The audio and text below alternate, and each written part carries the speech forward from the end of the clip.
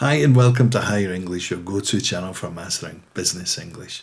I'm Craig and today we're going to unlock the power of phrasal verbs. Yes, those tricky little combinations of verbs and particles that are crucial for enhancing your fluency and confidence. Stick around and by the end of this lesson you'll have 10 new tools in your linguistic toolbox. Perfect for emails, meetings or even the office coffee break. Let's get started. Before we begin, let's quickly clarify what separable and non-separable phrasal verbs are. Separable phrasal verbs are those where the verb and the particle can be split by an object. For example, in put off the meeting, you could also say put the meeting off. Non-separable phrasal verbs are those where the verb and the particle must stay together, such as look into. You cannot say look the issue into. Let's kick things off with bring up, which means to introduce a topic in a conversation or meeting. Think of it as lifting a topic into the discussion. During a team meeting, your manager mentions a new project. You've got concerns about the deadline, so you decide to bring it up. You could say, during the meeting, I brought up the tight deadline for the new campaign. Look into. Look into means to investigate or research something. Imagine peering closely at a document or situation to get all the details.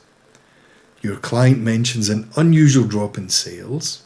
You promise to find the root cause. You might say, we'll look into the sales data and get back to you by Friday. Next up is to put off, which means to delay something. Picture literally pushing a task to a later date.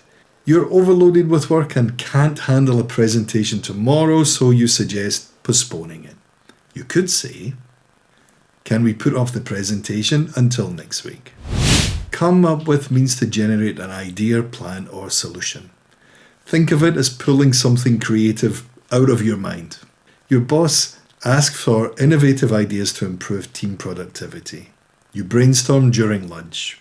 You might say, I've come up with a new strategy for optimizing team collaboration. Hand in means to submit something like a report or assignment. Picture physically giving a document to someone. The deadline for submitting your expense report is today, so you make sure it's ready. You could say, I handed in the expense report just before the deadline. Run out of is what happens when you've completely used up a resource, whether it's time, money, or coffee. You're organizing a big event but suddenly realize there's no more printer ink. You might say, we ran out of ink halfway through printing the invitations.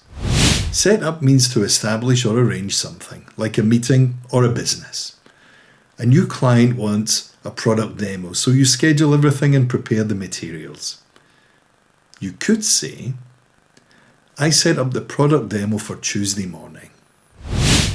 Take over means to assume control of something, like a project or a role.